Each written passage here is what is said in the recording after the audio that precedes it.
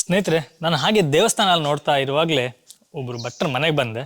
Actually ನನಗಿಲ್ಲೊಂದು unique ಆಗಿರುವಂಥ ಒಂದು ಗಾಡಿ ಕಾಣಿಸ್ತು, ಬೈಕು.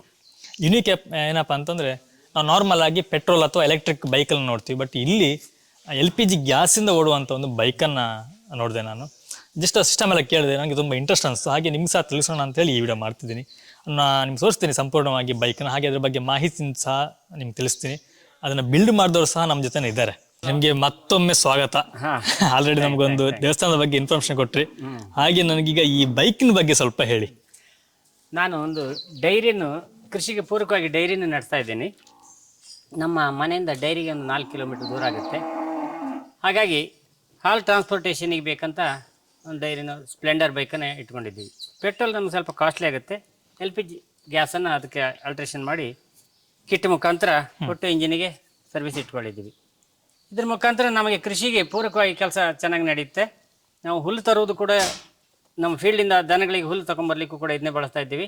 ಹಾಲು ಕ್ಯಾನನ್ ಹಾಕ್ಲಿಕ್ಕೆ ಕೂಡ ಕ್ಯಾರೇಜ್ ಮಾಡ್ಕೊಂಡಿದ್ದೀವಿ. ಇದೀಗ 2 ಕ್ಯಾರೇಜ್ ಬಂದು ಕ್ಯಾರೇಜು ಹಾಲು ಹಾಕ್ಲಿಕ್ಕೆ ಅಂತ ಮಾಡ್ಕೊಂಡದ್ದು. ಇದರಲ್ಲಿ ಹಾಲು ಸಪ್ಲೈಗೆ ಸ್ವಲ್ಪ ಅನುಕೂಲ ಆಯ್ತು ನಮಗೆ. ಇಲ್ಲಾಂದರೆ ದೀಕ್ಷದಲ್ಲಿ ಮಾಡಿದರೆ ಒಂದು ಸ್ವಲ್ಪ ಕಾಸ್ಟ್ಲಿ ಆಗುತ್ತೆ. ಇದು ಸ್ವಲ್ಪ ಚೀಪ್ ಆಯಿತು. ಈಗ ಹೈನುಗಾರಿಕೆ ಸ್ವಲ್ಪ ಸಂಕಷ್ಟದಲ್ಲ ಇರೋದ್ರಿಂದ ನಾವೇನಾದರೂ ಆದಷ್ಟು ಚೀಪಲ್ಲಿ ಹೋಗಬೇಕು, ಇಲ್ಲಾಂದರೆ ಹೈನುಗಾರಿಕೆ ನಡೆಯೋದಿಲ್ಲ. ಕೃಷಿ ಕೂಡ ಅಷ್ಟೇ, ಕೃಷಿಯಲ್ಲಿ ಆದಷ್ಟು ಖರ್ಚನ್ನು ಕಡಿಮೆ ಮಾಡಿದಾಗ ಮಾತ್ರ ಬದುಕಲಿಕ್ಕೆ ಸಾಧ್ಯ ಆಗುತ್ತೆ. ಹಾಗಾಗಿ ಇಂಥ ಟೆಕ್ನಿಕಲ್ ಉಪಯೋಗನೆಲ್ಲ ಮಾಡ್ಕೊಂಡಿದ್ದೀವಿ. ಇದನ್ನು ಬಟ್ ಇದ್ರ ಬಗ್ಗೆ ಹೇಳೋ ಮುಂಚೆ ನೀವು ಏನು ಓದಿದ್ದೀರಿ ಅಂತ ಒಂದು ಹೇಳಿಬಿಡಿ. ನಾನು 1982ನೇ ಇಸ್ವಿಲಿ 1982ನೇ ಇಸ್ವಿಲಿ PUC PCMBಯಲ್ಲಿ PUC ಮಾಡಿದ್ದೀನಿ. ಹಾಗಾಗಿ ಸ್ವಲ್ಪ ಫಿಸಿಕ್ಸ್ ಬಗ್ಗೆ ಎಲ್ಲ ಸ್ವಲ್ಪ ಮಾಹಿತಿ ಉಂಟು ನನಗೆ.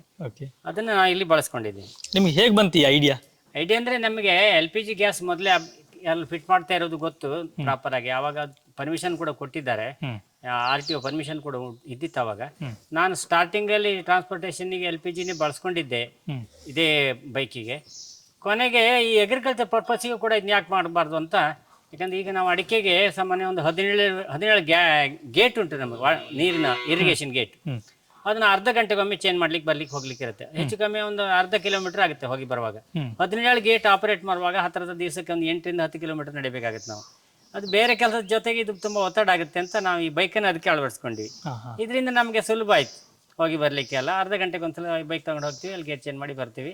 ಅದರಿಂದ ನಮ್ಮ ಕೆಲಸ ಎಷ್ಟು ಸುಗಮ ಆಯ್ತು ಇದರಿಂದ. ಈಗ ಈ ಬೈಕ್ ನೀವೇ ಬಿಲ್ಡ್ ಮಾಡಿದ್ದ ಅಥವಾ?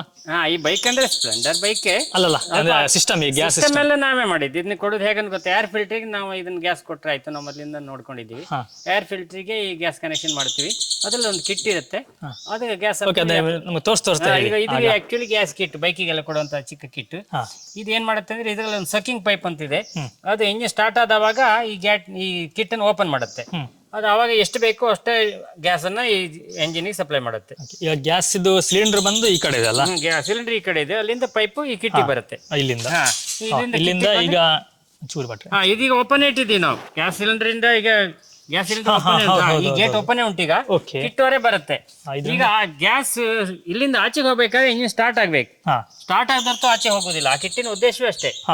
ಇಲ್ಲಾಂದ್ರೆ ನಾವು ಗೇಟ್ ಓಪನ್ ಮಾಡಿದ್ರೆ ಡೈರೆಕ್ಟ್ ಹೋಗ್ತಿತ್ತು. ಈಗ ಆದ್ರೆ ಈ ಕಿಟ್ ಏನ್ ಮಾಡುತ್ತೆ ಅಂದ್ರೆ, ಆಕ್ಚುಲಿ ಬೈಕ್ ಸ್ಟಾರ್ಟ್ ಆದ್ರೆ ಮಾತ್ರ ಒಳಗೆ ತಗೊಳುತ್ತೆ ಗ್ಯಾಸ್, ಇಲ್ಲಾಂದ್ರೆ ತಗೊಳ್ಳೋದಿಲ್ಲ. ಹಾಗಾಗಿ ಆ ಸಿಸ್ಟಮ್ ಅದೊಂದು ಅನುಕೂಲ ಆಯ್ತು. ನಿಮ್ಗೆ ಪಿಕಪ್ ಎಲ್ಲ ಹೇಗಿದೆ ಬೇಡ್ರೆ? ಪಿಕಪ್ ಪರವಾಗಿಲ್ಲ, ಅದು ಸ್ವಲ್ಪ ಮಟ್ಟಿಗೆ ಪೆಟ್ರೋಲ್ಗಿಂತ ಸ್ವಲ್ಪ ಕಡಿಮೆ ಆಗತ್ತೆ ಅಷ್ಟೇ.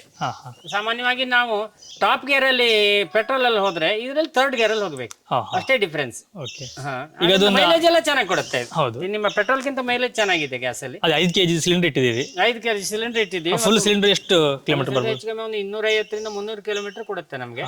ಮತ್ತೆ ನಮ್ಮ ಏರು ತಗ್ಗು ಗೇರ್ ಚೇಂಜ್ ಮಾಡಿದಂಗಿರುತ್ತೆ. ನಾವೀಗ ಅದೇ ಟಾಪ್ ಗೇರ್ ಎಲ್ಲ ಹೋಗ್ತಾ ಇದ್ರೆ ಸ್ವಲ್ಪ ಮೈಲೇಜ್ ಜಾಸ್ತಿ ಬರುತ್ತೆ. ನಮ್ದು ಈಗ ಅಗ್ರಿಕಲ್ಚರ್ ಪರ್ಪಸ್ ಆದ್ರಿಂದ ಸ್ವಲ್ಪ ಟಫ್ ಇದೆ ರೋಡ್. ನಾವು ಸ್ವಲ್ಪ ಸೆಕೆಂಡ್ ಗೇರ್ ಅಲ್ಲೆಲ್ಲ ಓಡಿಸ್ತೀವಿ, ಆದ್ರಿಂದ ನಮ್ಗೆ 200-205 ಕಿಲೋಮೀಟರ್ ಬರುತ್ತೆ. ಒಂದು ಒಳ್ಳೆ ಕಾನ್ಸೆಪ್ಟ್ ಆಕ್ಚುಲಿ. ಇದೇ ರೀತಿ ನಾವು ನಾರ್ಮಲ್ ಬೈಕಿಗೆ ಮಾಡ್ಬೋದು. ಬಟ್ ಅದು ನಮ್ಗೆ RTO ಪರ್ಮಿಷನ್ ಇದೆ ಹೇಗೆ? RTO ಪರ್ಮಿಷನ್ ಇಟ್ಟಿದ್ದಾರೆ. ಈಗ ಏನಾಗಿದೆ ಗೊತ್ತಿಲ್ಲ. RTOದಲ್ಲಿ ನೀವು ಹೇಳಿದಾಗೆ ಅದು ಫಸ್ಟ್ ಅಪ್ಲಿಕೇಶನ್ ಕೊಡ್ಬೇಕೇನು, ಒಂದು ಕಾಲದಲ್ಲಿ ಅದು ಪರ್ಮಿಷನ್ ಕೊಟ್ಟಿದ್ದಾರೆ. ಈಗಲೂ ಆಕ್ಚುಲಿ ಕೊಡ್ಬಹುದು. ಯಾಕೆಂದ್ರೆ ಪೆಟ್ರೋಲ್ಗಿಂತ ಇದು ಏರ್ ಪೊಲ್ಯೂಷನ್ ಕಡಿಮೆ, ಗ್ಯಾಸ್ ಇಂದ ಏರ್ ಪೊಲ್ಯೂಷನ್ ತುಂಬಾ ಕಡಿಮೆ. ಹಾಗಾಗಿ ಅದು ಕೋರ್ಟಿನವರು ಕೂಡ ಪರ್ಮಿಷನ್ ಕೊಟ್ಟಿದ್ದಾರೆ, ಸುಪ್ರೀಂ ಕೋರ್ಟ್ ಕೂಡ ಪರ್ಮಿಷನ್ ಕೊಟ್ಟಿದೆ. ಕಾಲಕ್ಕೆ ಅದು ಇಂಪ್ಲಿಮೆಂಟ್ ಆಗ್ತಾ ಇಲ್ಲೋ ಗೊತ್ತಿಲ್ಲ. RTO ಹತ್ರ ನಾವು ಅಗ್ರಿಕಲ್ಚರ್ ಪರ್ಪಸ್ ಆದ್ರಿಂದ ಹೊರಗೆಲ್ಲ ಹೋಗೋದಿಲ್ಲ, ಬರೀ ನಮ್ಮ ಕೃಷಿ ಉದ್ದೇಶಕ್ಕಾಗಿ ಬಳಸಿದ್ರಿಂದ ನಾವು ಇದನ್ನ ಹೀಗೆ ಬಳಸ್ಕೊಂಡಿದ್ದೀವಿ. Okay okay. ಬೇರೆ ಎಂತ ಸಿಸ್ಟಮ್ ಇಲ್ಲ, ಸಿಂಪಲ್ ಆಗಾದ್ರೆ ಭಾಳ ಸಿಂಪಲ್ ಅಲ್ವಾ? ಹ್ಮ್. ಓಕೆ. ಮತ್ತೆ ಇಲ್ಲೊಂದು ಏನೋ ತೋರಿಸಿದ್ರು ಆಗ ಅವರು ಏರ್ದು. ಏರ್ ಫಿಲ್ಟರ್ಗೆ ಆಕ್ಚುಲಿ ನಾವು ಈಗ ಗ್ಯಾಸ್ ಅನ್ನ ಕನೆಕ್ಟ್ ಮಾಡುವುದು ಏರ್ ಫಿಲ್ಟರ್ ಥ್ರೂ ಹೋಗ್ಬೇಕು. ಅದು ಇಲ್ಲಿ ಕಾರ್ಪೊರೇಟಿಗೆ ಹೋಗ್ಬೇಕಾದ್ರೆ ಏರ್ ಫಿಲ್ಟರ್ ಏರ್ ಸ್ವಲ್ಪ ಕಡಿಮೆ ಮಾಡಬೇಕಾಗುತ್ತೆ.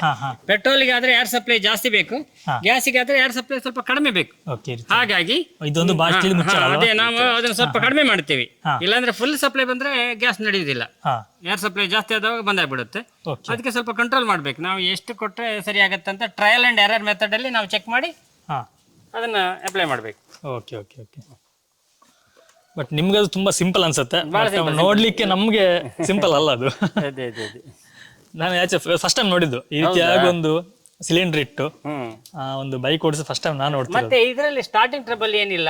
ಕಾರ್ಪೊರೇಟರ್ ಹಾಳಾದ್ರೂ ಕೂಡ ಬೈಕ್ ಓಡುತ್ತೆ. ಕೆಲವೊಮ್ಮೆ ನಾವು ಪೆಟ್ರೋಲಿಯಂ ಆದ್ರೆ ಕಾರ್ಪೊರೇಟರ್ ಅಲ್ಲಿ ಏನಾದ್ರು ಕಸ ಸಿಕ್ಕಿ ಬಿದ್ರೆ ಪೆಟ್ರೋಲ್ ಹೊರಗಡೆ ಲೀಕ್ ಆಗುತ್ತೆ. ಇದು ಅಂತದ್ದು ಏನಿಲ್ಲ. ಗ್ಯಾಸ್ ಸಪ್ಲೈ ಆದ್ರಿಂದ ಲೀಕ್ ಆಗೋ ಕ್ವಶನ್ ಬರೋದಿಲ್ಲ. ಈ ಪ್ರಾಬ್ಲಮ್ ಇಲ್ಲ.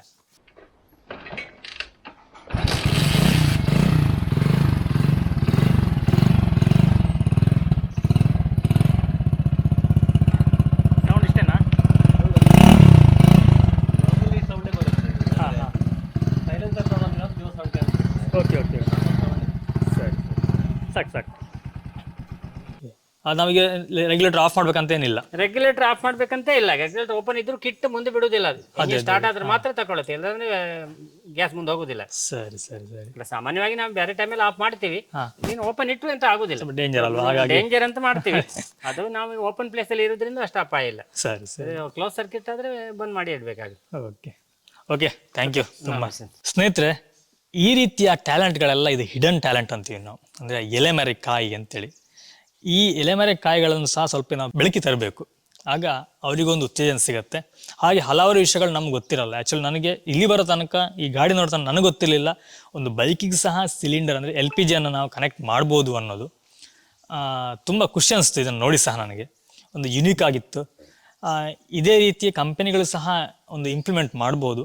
ಇದರಿಂದ ಪರಿಸರಕ್ಕೂ ಸಹ ಒಳ್ಳೆಯದು, ಹಾಗೆಯೇ ಜನಗಳ ಹಣಕಾಸಿನ ವ್ಯವಸ್ಥೆಗೂ ಸಹ ಒಳ್ಳೆಯದಾಗತ್ತೆ ಅಂತ ನನ್ನ ಅನಿಸಿಕೆ. ಎನಿವೆ ಸ್ನೇಹಿತರೆ, ನಾನು ಇದೇ ರೀತಿಯ ವಿಡಿಯೋಗಳನ್ನು ಹಾಗೆ ಇದೇ ರೀತಿಯ ಇನ್ಫಾರ್ಮೇಷನ್ಗಳನ್ನ ನಿಮ್ಮ ಮುಂದೆ ತರ್ತಾ ಇರ್ತೀವಿ. ನಾನು ನಿಮಗೆ ಮುಂದಿನ ಒಂದು ವಿಡಿಯೋದಲ್ಲಿ ಸಿಗ್ತೀನಿ. ಅಲ್ಲಿ ತನಕ ಟೇಕ್ ಕೇರ್, ಬಾಯ್, ನಮಸ್ಕಾರ.